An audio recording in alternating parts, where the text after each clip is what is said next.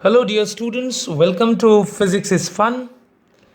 Today I've come again with a very new problem.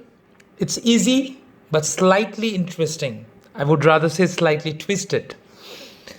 So, you please see, you have a source of light which is placed maybe at a certain depth inside water. So, suppose you have a source of light which is at a depth h from the surface of water. It's a point source which is emitting light energy in all the directions. Now, the question is, what fraction of light energy escapes directly from the surface of water? That is asked. What fraction of light energy escapes directly from the surface of water? Now, when this ray of light goes anywhere in between, what happens? It suffers ordinary refraction, right? And it leaves. Now, as the angle goes on increasing from here, as the angle goes on increasing, at a certain angle which we know critical angle, when the ray of light is traveling from optically denser medium to optically rarer medium, so if the angle of incidence is critical angle, then the ray of light grazes along the surface, right? And angle of refraction becomes 90 degree, your class 10 level concept. And if the angle of incidence exceeds the value of this critical angle, then what happens? Total internal reflection occurs. We all know that. So up to this extent, from here to here, all the rays of light can escape directly. And here the ray of light will graze along the surface and escape. And if the angle even slightly increases from here, there will be TIR or total internal reflection. So the question is, what fraction of light energy escapes directly from the surface of water? Okay, so for this, what we need to know, you may consider this diagram, this one to be like a ring. So this is a ring, okay, and this is the axis of the ring.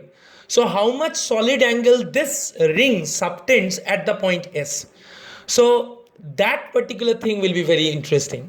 So solid angle subtended by this ring at any point on its axis from where its extremities are inclined at some angle theta is 2 pi into 1 plus cos theta into 1 minus cos theta. So what we can write?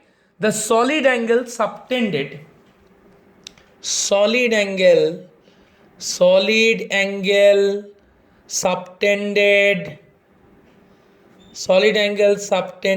by the ring, on the water, solid angle subtended by the ring. Where is the ring lying? On the water surface, I may write on the water surface, okay, at its axial point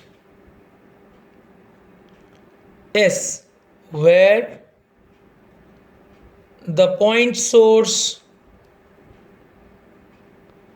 of light is placed,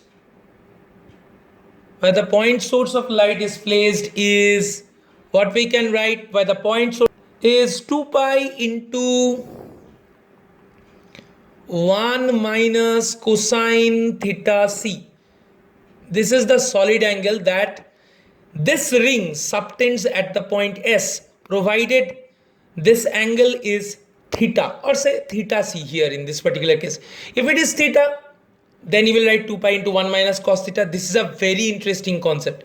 Okay, so whenever you take a ring which has certain radius or whatever, okay, whenever you consider ring at any axial point, suppose from that axial point on the plane, on the same plane of the paper, suppose in this particular plane of paper this angle is theta, then the solid angle subtended by ring at this particular point, okay, will be how much?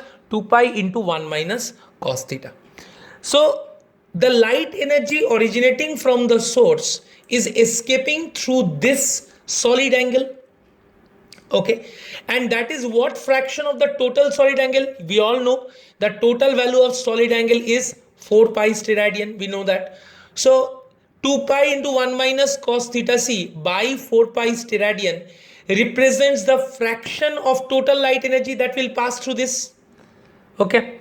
So what we can say, Therefore, if I call the flux of light energy which is leaving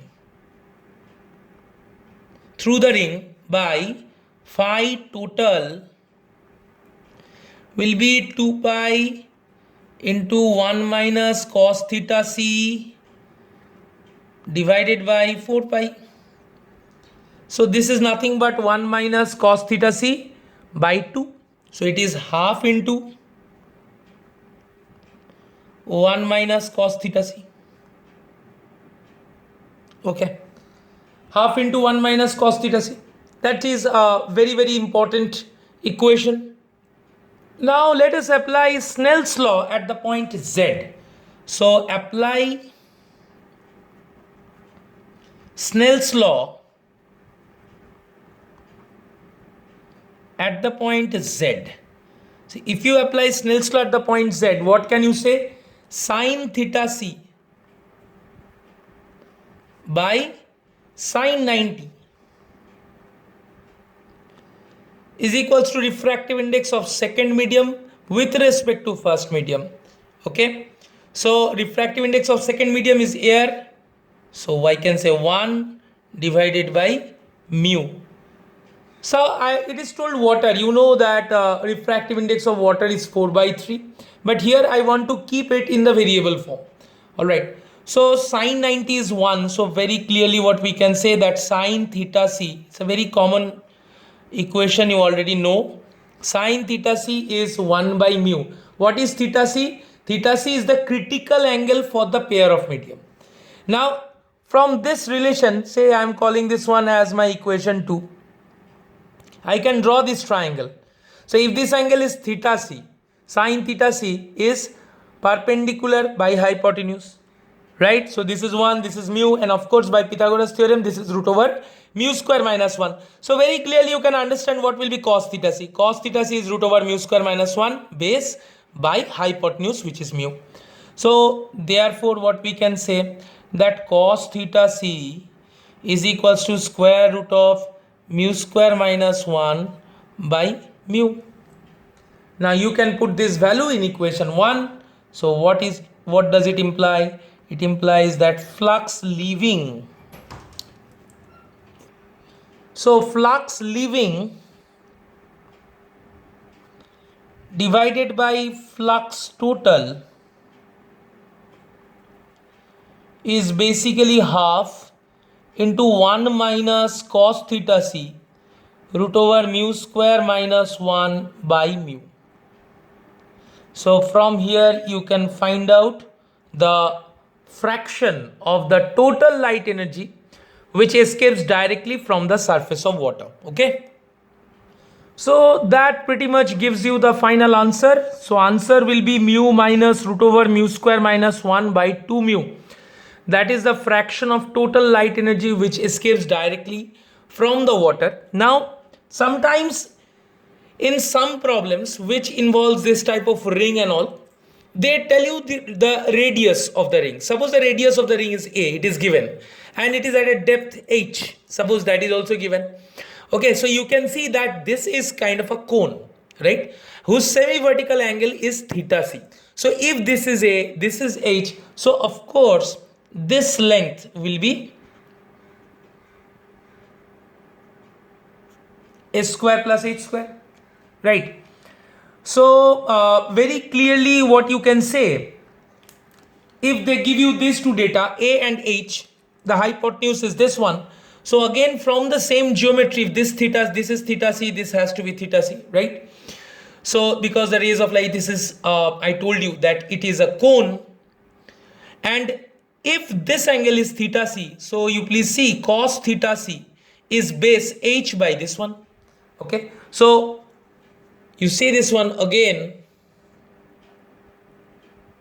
what we can say? We can say that cos theta c equals to base by hypotenuse.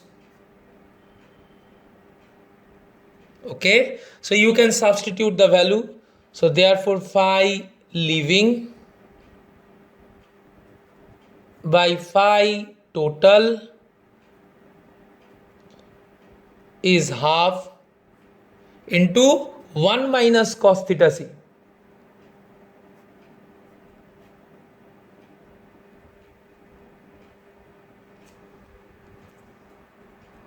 So this is an alternative expression for the flux of light energy which leaves the water surface directly to that of the total flux that is emitted by this source of light.